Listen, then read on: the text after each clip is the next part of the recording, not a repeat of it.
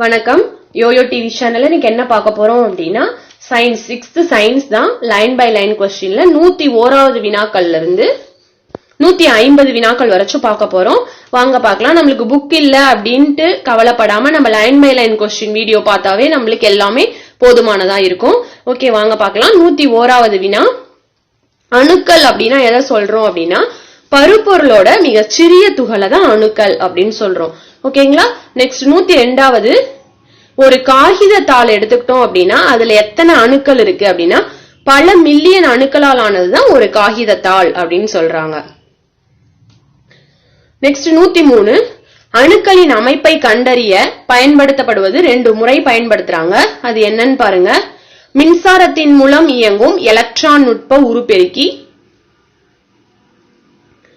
இரண்டாவது ஊடுபுழை நுட்ப எலக்ட்ரான் கருவி. இந்த 2 கருவியை பயன்படுத்தி அணுக்களோட அமைப்பை கண்டறிய பயன்படுத்தப்படும் 2 கருவிகள். ஓகேவா. நெக்ஸ்ட் 104வது, திட திரவ வாயு அப்படின்றது 3 பருப்பொருளோட 3 நிலை முன்னாடியே பார்த்தாச்சு. திட திரவ வாயு அப்படிங்கிறது எல்லாத்துக்குமே தெரியும். அது இல்லாம இன்னும் 2 நிலை என்ன அப்படின்னா பிளாஸ்மா நிலை, போஸ் ஐன்ஸ்டீன் சுருக்கம் அப்படின்னு சொல்றாங்க. ஓகேங்களா. இது ரெண்டும் தான் எல்லாத்துக்குமே தெரியாது. திட திரவ வாயு அப்படிங்கிறது எல்லாத்துக்குமே தெரியும். பிளாஸ்மாவும் போஸ் ஐன்ஸ்டீன் சுருக்கம். ஓகேங்களா. இது ரெண்டும் ஒரு நிலைகள் தான். 105 என்னன்னு பாருங்க. பூமியில் உள்ள பருப்பொருளில் பொதுவான நிலை அல்ல, அது அண்டத்தின் கூடுதலாக காணப்படும், அததான் பிளாஸ்மா நிலை அப்படின்னு சொல்றாங்க. ஓகேங்களா. பிளாஸ்மா நிலை, போஸ் ஐன்ஸ்டீன் சுருக்கம் அப்படின்னா என்னன்னு தெரிஞ்சுக்கணும். பூமியில் உள்ள பருப்பொருளோட பொதுவான நிலை அது இல்ல, அது அண்டத்தோட கூடுதலா காணப்படக்கூடிய ஒரு நிலை அப்படின்னு சொல்றாங்க. நெக்ஸ்ட் 106, பிளாஸ்மா நிலை அப்படின்னா என்ன அப்படின்னா அதாவது கலப்பு பிளாஸ்மா நிலை. அத பிளாஸ்மா நிலைக்கு எடுத்துக்காட்டு என்ன அப்படின்னா சூரியனும் நட்சத்திர மண்டலமும் சேர்ந்ததுதான் கலப்பு பிளாஸ்மா நிலை. சூரியனும் நட்சத்திர மண்டலமும் சேர்ந்த அந்த கலப்பு தான் பிளாஸ்மா நிலை அப்படின்னு சொல்றாங்க. பிளாஸ்மா நிலைக்கு எடுத்துக்காட்டு என்ன அப்படின்னா சூரியனும் நட்சத்திர மண்டலமும் சேர்ந்த கலப்பு தான் பிளாஸ்மா நிலைக்கு எடுத்துக்காட்டு. ஓகேங்களா. நெக்ஸ்ட் 107, மிகச் சிறிய தட்பவெப்ப நிலையில் காணப்படும் வாயு நிலையை தான் போஸ் ஐன்ஸ்டீன் சுருக்கம் அப்படின்னு சொல்றோம். 108, ஒரு துளி நீரில் ஏறக்குறைய 10⁻21 நீர் துகள்கள் அடங்கியுள்ளது. ஓகேங்களா. ஒரு துளி நீர்ல பாருங்க எவ்வளவு நீர் துகள்கள் இருக்கு அப்படின்னா 10⁻21. 109, பேனாவால் இப்ப நம்ம ஒரு பென் எழுதுறோம் இல்லையா, அந்த பென்ல ஒரு புள்ளி வச்சோம் அப்படின்னா அந்த புள்ளியில 2 லட்சத்திற்கு அதிகமான மூலக்கூறுகள் இருக்குமா. நெக்ஸ்ட் 110 என்ன சொல்றாங்க பாருங்க. நீர்க்குவளை, நீர் துகள்களுக்கிடையே இடைவெளி உள்ளது. அதாவது இப்போ ஒரு பாத்திரத்துல சுகரும் வாட்டர் இருக்கு அப்படின்னா அதுல சுகர் மிக்ஸ் பண்றோம் அப்படின்னா அதுல சர்க்கரை துகள்கள் அந்த இடைவெளியை நிரப்புகின்றன.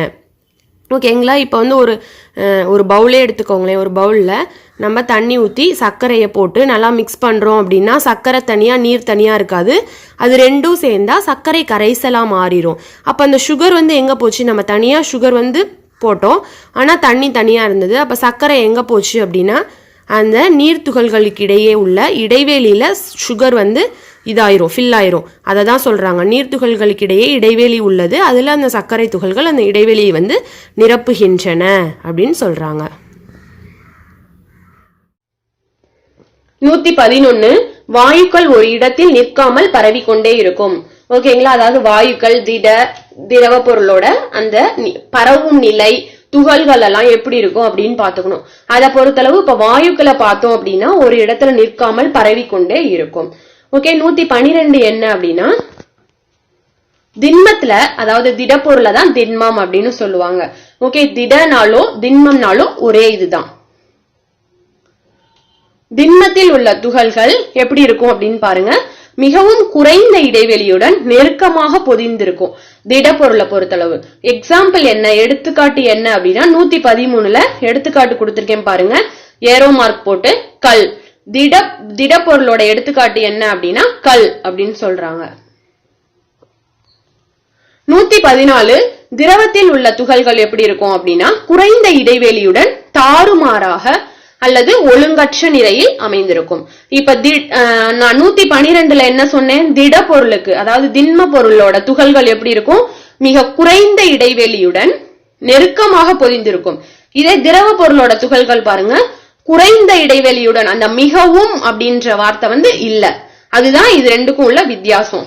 குறைந்த இடைவெளியுடன், அதாவது திண்ம பொருள்ல எப்படி இருக்கும், நெருக்கமாக அமைந்திருக்கும்.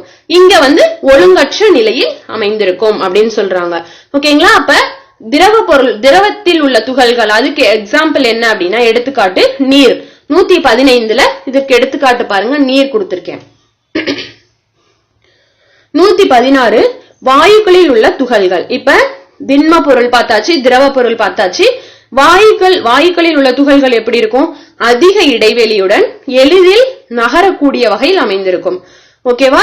இப்ப பாருங்க, திண்ம பொருள்ல மிகவும் குறைந்த இடைவெளி, திரவ பொருள்ல குறைந்த இடைவெளி, வாயு பொருள் எடுத்துக்கிட்டோம் அப்படின்னா அதிக இடைவெளியுடன், ஓகே, எளிதில் நகரக்கூடிய வகையில் அமைந்திருக்கும். இதற்கு எக்ஸாம்பிள் என்ன அப்படின்னா காற்று அப்படின்னு சொல்றாங்க. 118 திரவங்களில் துகள்கள் எளிதில் பரவுகிறது. ஓகேங்களா? திரவ பொருள் இருக்கு இல்லையா, லிக்விட் சொல்றோம் இல்லையா, திரவத்தில் துகள்கள் எளிதில் பரவுகின்றன. 119 திண்மத்தில் எப்படி இருக்கு அப்படின்னா, திண்மத்தில் உள்ள துகள்கள் நகர இயலாது. ஓகேவா? திண்மத்தில் உள்ள துகள்கள் நகர இயலாது. திண்மம்னாலும் திட பொருள்னாலும் ஒண்ணுதான். திட அப்படின்ற வார்த்தையும் திண்ம அப்படின்ற வார்த்தையும் சேம் தான், குழப்பிக்க கூடாது. திண்மத்தில் உள்ள துகள்கள் நகர இயலாது. 120 வாயுக்கள் நீர்மமாக மாற்றப்படுவதற்கு என்ன அப்படின்னு சொல்றாங்க அப்படின்னா, வாயுக்கள் நீர்மமாதல் அப்படின்னு சொல்றாங்க. வாயுக்களை நீர்மமாக மாற்றப்படுவதற்கு என்ன சொல்றாங்க அப்படின்னா, வாயுக்கள் நீர்மமாதல் அப்படின்னு சொல்றாங்க. 121 குறிப்பிட்ட வடிவம் மற்றும் பருமன் அளவு, அதாவது திட நிலையில எப்படி இருக்கு, வாயு நிலையில எப்படி இருக்கு, திரவ நிலையில எப்படி இருக்கு அப்படின்னு தெரிஞ்சுக்கணும். திட நிலையில எப்படி இருக்கும் அப்படின்னா, குறிப்பிட்ட வடிவம் மற்றும் பருமன் அளவு கொண்டது திடநிலை அப்படின்னு சொல்றாங்க. 122 பாருங்க, குறிப்பிட்ட வடிவம் கிடையாது, கொள்கலனின் வடிவத்தை பெறுகிறது, அதுதான் திரவ நிலை. இப்போ தண்ணீர் எடுத்துக்கிட்டோம், உதாரணத்துக்கு தண்ணீர் எடுத்துக்கோங்களேன். தண்ணீருக்கு வடிவம் கிடையாது, ஆனா கொள்கலனோட வடிவத்தை அது பெறுகிறது. ஓகேங்களா? அதை தான் சொல்றாங்க திரவ நிலையில. 123 அப்படின்னா, குறிப்பிட்ட வடிவமோ பருமனோ கிடையாது, எந்த நிலையில அப்படின்னா வாயு நிலையில. ஓகேங்களா? குறிப்பிட்ட பருமனும் வடிவமும் கொண்டது திடநிலை. வடிவம் கிடையாது, கொள்கலனின் வடிவத்தை பெறுகிறது, அது திரவ நிலை. குறிப்பிட்ட வடிவமோ பருமனோ கிடையாது, அது வாயு நிலை. நல்லா தெரிஞ்சு வச்சுக்கணும், இந்த ஸ்டேட்மெண்ட் கொஸ்டின்ல போட்டு குழப்பிடக்கூடாது. 124 பாருங்க, அழுத்தத்திற்கு உட்படாதது எந்த நிலை அப்படின்னு கேக்குறாங்க, திடநிலை. ஓகேங்களா? திடநிலையில ஒரு பொருள் அழுத்தத்திற்கு உட்படாது. 125 திரவ நிலையில எப்படி இருக்கும் பாருங்க, சிறிதளவு அழுத்தத்திற்கு உட்படும். 126 வாயு நிலையில எப்படி இருக்கும் அப்படின்னா, அதிக அளவு அழுத்தத்திற்கு உட்படும். இப்ப திடநிலை, திரவ நிலை, வாயு நிலையில எப்படி இருக்கும் அப்படின்னு பாத்துக்கணும். திடநிலையில அழுத்தத்திற்கு உட்படாது, திரவ நிலையில சிறிதளவு அழுத்தத்திற்கு உட்படும், வாயு நிலையில அதிக அளவு அழுத்தத்திற்கு உட்படும். அதே வாயு நிலையில துகள்கள் நல்லா பரவும், அதிக அளவில் பரவும். 127 வாயுவின் துகள்கள் தொடர்ந்து அங்கும் இங்கும் இயங்கும். அதான் பாருங்க அடுத்து சொல்றாங்க 127ல, வாயுவோட துகள்கள் தொடர்ந்து அங்கும் இங்கும் இயங்கும், பரவும். ஓகே, நெக்ஸ்ட் 128 ஒரே தன்மையான துகள்கள் மட்டுமே ஆனது. அது என்ன அப்படின்னா, ஒரு தூய பொருள். ஒரு தூய பொருளை எப்படி சொல்றாங்க அப்படின்னா, ஒரே தன்மையான துகள்களால் மட்டுமே ஆனது ஒரு தூய பொருள் அப்படின்னு சொல்றாங்க. 129 தூய பொருள் தனிமங்களாகவோ அல்லது சேர்மங்களாகவோ இருக்கலாம். ஓகேங்களா? நெக்ஸ்ட் 130 தங்கத்தின் தூய்மைய எந்த அலகால குறிப்பிடுறாங்க அப்படின்னா, கேரட் அப்படின்ற அலகால குறிப்பிடுறாங்க. ஓகேங்களா? 130 பாருங்க, தங்கத்தோட தூய்மைய எந்த அலகால குறிப்பிடுறாங்க அப்படின்னா கேரட். 131 ஒரு தூய நிலையில் உள்ள தங்கம் என்பது 24 கேரட் அப்படின்னு சொல்றாங்க. 132 2 அல்லது அதற்கு மேற்பட்ட தனிமங்கள் இணையும் வேதியியல் சேர்க்கைய சேர்மம் அப்படின்னு சொல்றாங்க. 133 ஆக்சிஜன், ஆக்சிஜனுக்கு ஷார்ட்டா ஓன்னு எழுதியிருக்கேன், நைட்ரஜனுக்கு N எழுதியிருக்கேன், கார்பன் டை ஆக்சைடு CO2 மந்த வாயுக்கள் நீராவி மற்றும் பிறவற்றை தன்னுள் கொண்டுள்ளதால் காற்று என்பது ஒரு கலவை அப்படின்னு சொல்றாங்க.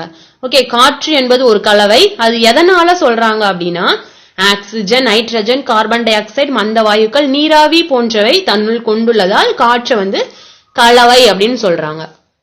134 ஒன்றுக்கு மேற்பட்ட ஒரே தன்மையான துகள்கள் கொண்ட தூய்மையற்ற பொருளை தான் கலவை அப்படின்னு சொல்றோம். 135 ஒரு கலவையிலிருந்து அவற்றின் பல பகுதி பொருட்களை தனித்தனியே பிரித்தெடுக்கும் முறைக்கு பிரித்தெடுத்தல். ஓகேங்களா, பிரித்தெடுப்பது அப்படின்னா ஒரு கலவையில் உள்ள அவற்றின் பல பகுதி பொருட்களை தனித்தனியே பிரித்தெடுக்கும் முறைக்கு பிரித்தெடுத்தல் அப்படின்னு சொல்றோம். வெவ்வேறு அளவுடைய திடப்பொருளை பிரித்தெடுக்கும் முறைக்கு சலித்தல், அதை தான் 136ல சொல்றாங்க. ஓகேங்களா. நெக்ஸ்ட் 137 துணி துவைக்கும் இயந்திரத்தில் ஈர உடைகளில் இருந்து நீரினை வெளியேற்றும் முறைக்கு என்ன அப்படின்னா மைய விலக்கல் முறை. ஓகேவா, துணி துவைக்கும் வாஷிங் மிஷின்ல தான் சொல்றாங்க. ஈர உடையில் இருந்து நீரினை வெளியேற்றும் முறைக்கு மைய விலக்கல் முறை. 138 மிகச் சிறிய அளவிலான கரையாத திடப்பொருளை திரவத்திலிருந்து பிரித்தெடுக்க கடைத்தல் முறை பயன்படுத்துறோம். அதாவது மோர் கடையணும் இல்லையா, தயிரில் இருந்து வெண்ணெய் எடுத்தல், அதான் எடுத்துக்காட்டா சொல்லியிருக்கேன் பாருங்க. 139 தயிரில் இருந்து வெண்ணெய் எடுத்தல். 140 கதிர் அடித்தல் அப்படின்னா தண்டுகளை கடினமான பரப்பில் அடித்தல், அதாவது நெல் அடிக்கிறோம் இல்லைங்களா, அதுதான். இதற்கு முன்னாடி நெல் அடிக்கிற மிஷின்லாம் இல்ல, இப்ப நெல் அடிக்கிற மிஷின்லாம் வந்துருச்சு. அததான் சொல்றாங்க கதிர் அடித்தல் அப்படின்னா தண்டுகளை கடினமான பரப்பில் அடித்தல். 141 தூற்றுதல் அப்படின்னா என்ன அப்படின்னா அரிசி கோதுமை இருக்கு இல்லையா, அந்த அரிசி கோதுமையில ஒரு உமி இருக்கும். இப்ப அரிசி நம்ம சாப்பிடுறோம் இல்லையா, அந்த அரிசிக்கு மேல உமி இருக்குல்ல, அந்த ஒரு மேல் உரை, அதுதான் உமி அப்படின்னு சொல்லுவாங்க. அதே மாதிரி கோதுமையிலயும் அதே கலர்ல தான் மேல் உரை இருக்கும். அந்த உமிய தனியா பிரித்தெடுத்ததுக்கு தூற்றுதல் முறை, ஒரு முறம் வச்சு அதை தூற்றுவாங்க பெரியவங்க எல்லாம். அந்த தூற்றுதல் முறை அரிசி கோதுமையில இருந்து உமிய பிரித்தெடுத்துறதுக்கு தூற்றுதல் முறை பயன்படுத்துறோம் அப்படின்னு சொல்றாங்க. நெக்ஸ்ட் 142 கையால் தெரிந்தெடுத்தல் அப்படின்னா அரிசியில் கற்கள். இப்ப அரிசியில வந்து கற்கள் இருக்குன்னா அதை நம்ம கையாலேயே பொறுக்கிக்க போறோம், அதுதான் சொல்றாங்க கையால் தெரிந்தெடுத்தல் அப்படின்னு. நெக்ஸ்ட் 143 காந்த பிரிப்பு முறை. காந்தத்தினை பயன்படுத்தி திடப்பொருளை பிரித்தெடுக்கும் முறைக்கு தான் காந்த பிரிப்பு முறை அப்படின்னு சொல்றாங்க. நெக்ஸ்ட் 144 கொஞ்சம் உடம்பு முடியல, அதுக்காக தான் இப்படியாவது. 144 படிய வைத்தல் அப்படின்னா மண் நீர்.